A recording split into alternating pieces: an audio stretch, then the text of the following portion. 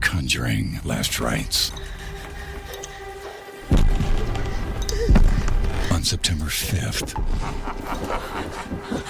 I come down here, I need your help! Hooray! Hooray! Hooray! The Conjuring Last Rites. Only in theaters September 5th. Rated R. We are Cultivate. Cultivate. Cultivate. Cultivate. Cultivate. Cultivate. We are Cultivate.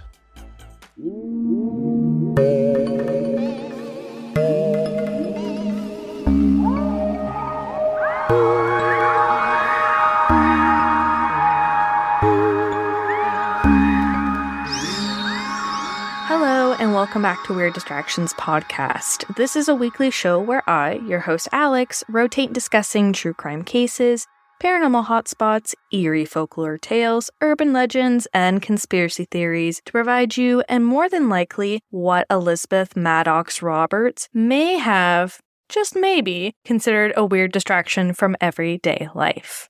This week, I've got a weird piece of American history that's tied with so much lore that may just have you wrapped up in bewilderment. But before jumping into that, I've got a little bit of housekeeping to go over, and then I'll let you in on what I need a distraction from this week. If you have a need for a distraction that you'd like me to read on air, feel free to send it my way by either DMing me or shooting me an email. In terms of housekeeping this week, this is more of just an FYI, a little bit of a heads up, that I will be taking a break for episode 196, which comes out on January 21st. Between celebrating my birthday, getting together with friends and family along with dog sitting, there's just a lot going on in my life, again, as always, and I want to make sure that I'm enjoying my time. I mean, I'm turning 30, it's a big age for me to celebrate, and I just kind of want to bask in it all. So I will be taking a mini break, but have no fear, I will be dropping something on the 21st onto this feed, so keep your eyes peeled for that. In terms of my need for a distraction this week, I would have to say my need for a distraction is I'm trying to dodge getting sick. I feel like everyone around me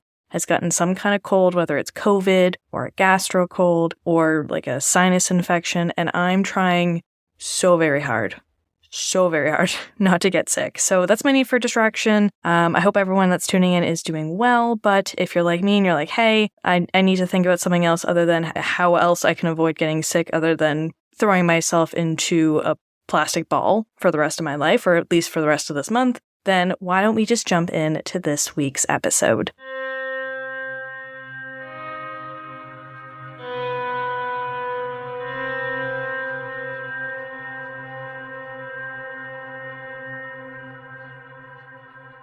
This week's tale, being the first of 2024, is a weird one that I heard last spring while listening to the hilarious and creepy show called That's Spooky. It was Tyler who covered this case on their show, which I've mentioned That's Spooky a few times before, but shout out to host Johnny and Tyler who do an amazing job and keep me tuned in every week, especially with tales like the one I'm going to share with you all today, being the lore surrounding Hazel Farris, also known to some as Hazel the Mummy or the Mummy of Bessemer.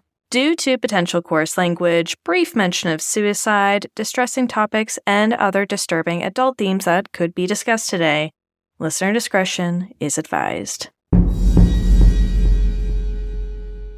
If there's one thing about folklore that's most definite, is that there never seems to be a lot of detail with each story. Dates, names, and everything in between can be missing from each tale, or rather, the details can find themselves ever-changing as the stories were told, keeping our curious minds wondering the bits and details that were not provided, and perhaps hoping that one day, someday, we'll know everything about the tales that have been passed down through generations. When it comes to the lore surrounding Hazel Farris, I have a hunch that we may always be wondering what actually happened to Hazel and whether her story may be true or not. From what I've gathered online, Hazel was born sometime in 1880 within the American state of Kentucky. Supposedly, Hazel's life started off considerably tragic, as retellings indicate that she was an orphan. Not much further is known about Hazel's childhood, such as how she became an orphan, who her parents were, what she was like growing up, etc.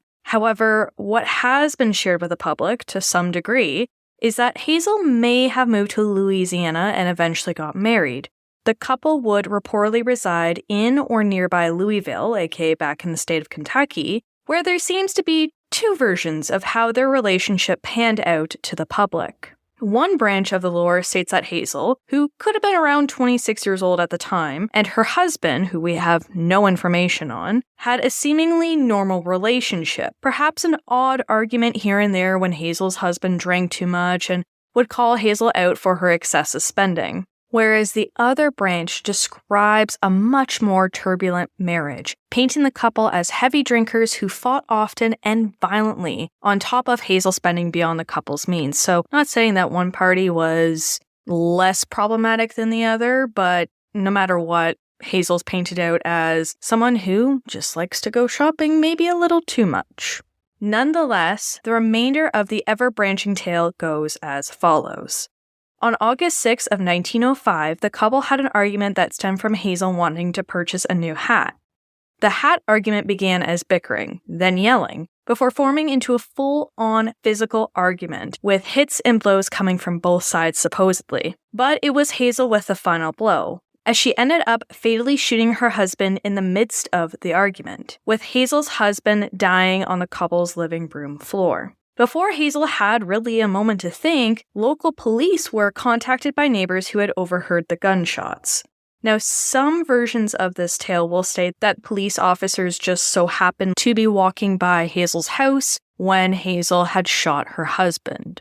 Upon the police entering her home, Hazel may have decided in the moment that she didn't really want to deal with police, as the tale continues to paint her fatally shooting 3 responding officers. But that's not where this Wild West-like story ends, as a passing deputy sheriff heard the commotion, and so he apparently decided to investigate the situation. He enters Hazel's home, sees the now 4 dead men in the home, and tries to then restrain Hazel from doing anything further at this point. Now, Hazel does not go down easily. She begins fighting with the deputy, and during the scuffle, the deputy tripped on Hazel's husband's body, accidentally shooting his gun, which led to Hazel's ring finger being shot clean off in the process. Despite the injury, Hazel eventually broke free, and before leaving a witness, she fatally shoots the deputy.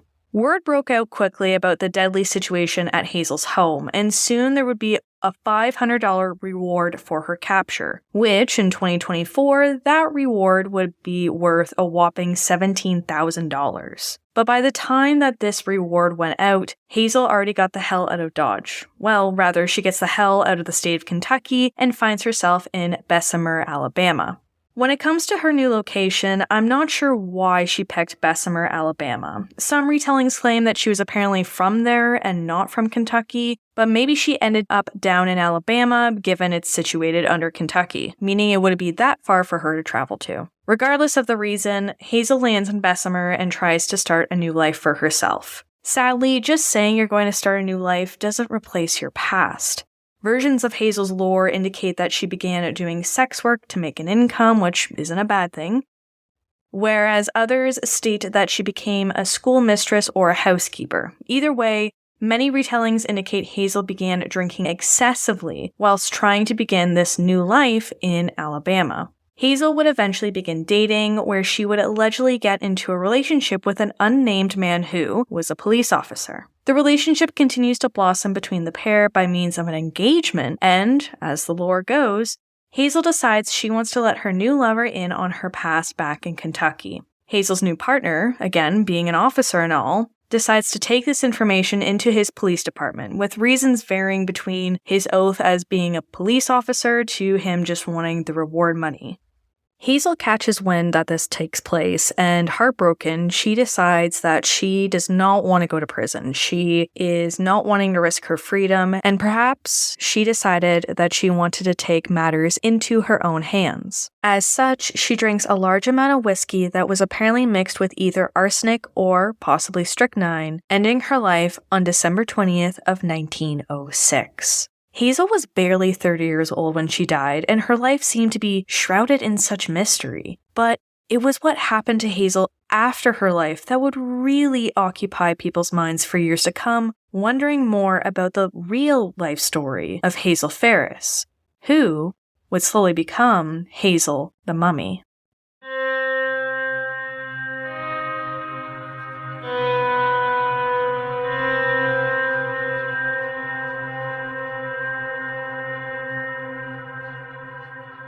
After her body was discovered, Hazel was taken to a furniture/funeral parlor called Adams Vermilion Furniture.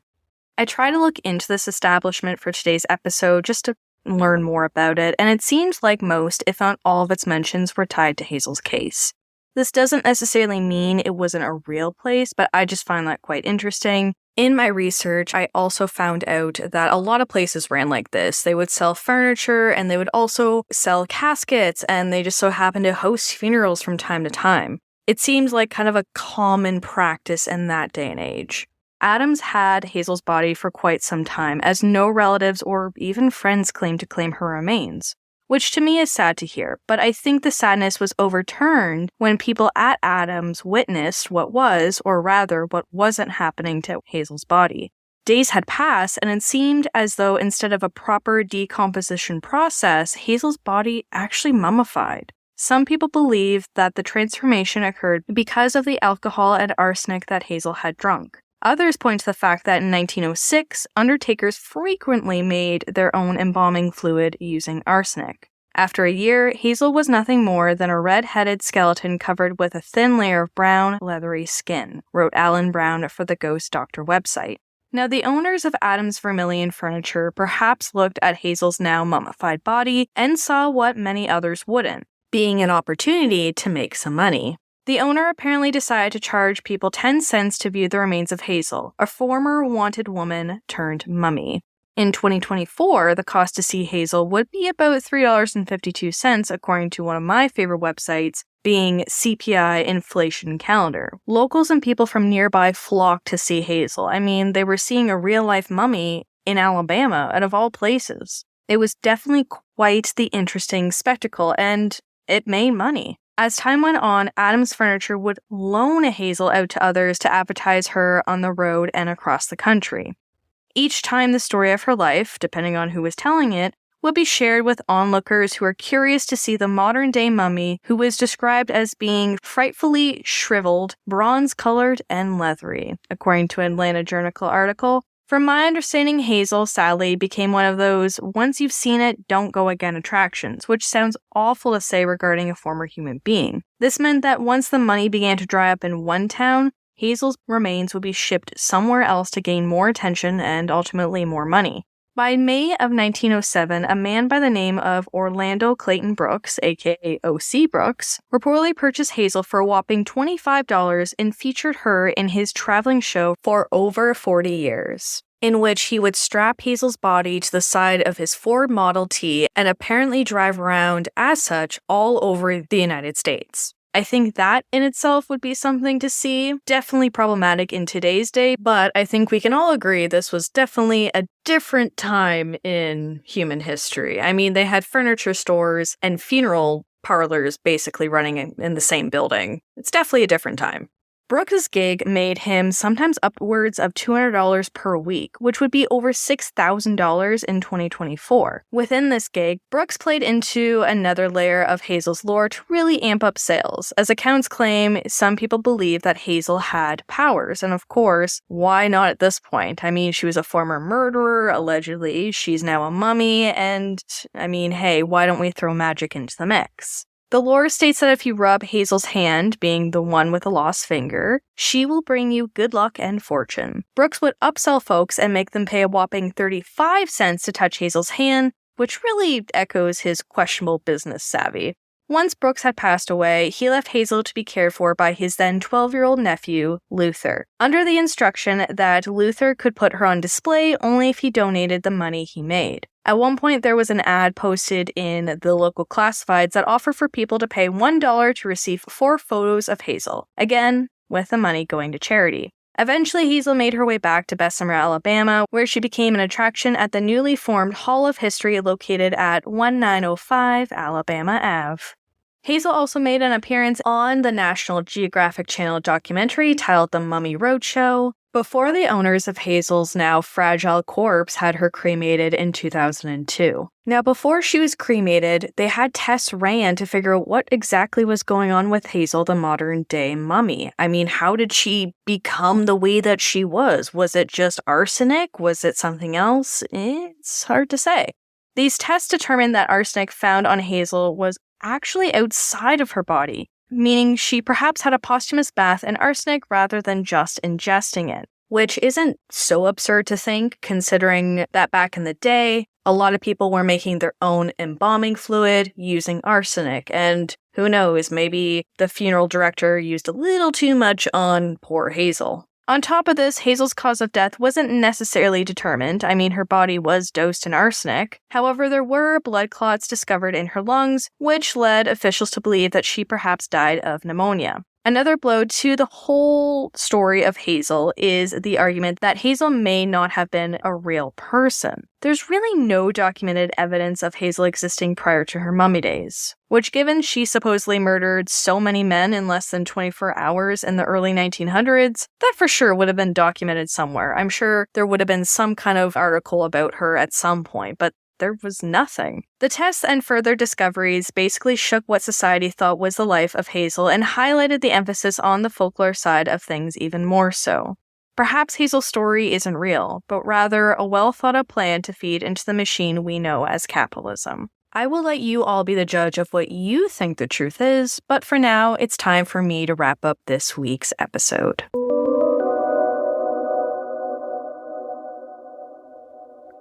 The lore surrounding Hazel's so-called life sounds mystical and something out of a movie.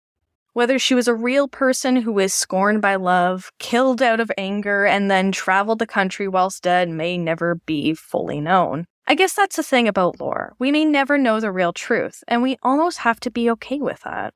Anyways, I hope everyone enjoyed this weird little nugget of history and lore today. As always, I would love to hear from listeners regarding your thoughts on today's episode. Feel free to shoot me an email or send me a DM. If you've enjoyed today's Weird Distractions episode, please consider telling your friends, family, coworkers, anyone who you think needs a distraction about the show. Doing so is one of the best ways to support this show for free. Speaking of supporting the podcast for free, please consider leaving a 5-star rating and review on Apple Podcasts, Good Pods, Spotify, or whatever platform you're tuning into. When it comes to any corrections that need to be made or perhaps some constructive feedback, please feel free to send me an email at weirddistractionspodcast@outlook.com. Are you looking to rep some Weird Distractions merch? Please check out the link in today's show notes for the bonfire link. It's never a bad time to treat somebody you love or perhaps treat yourself.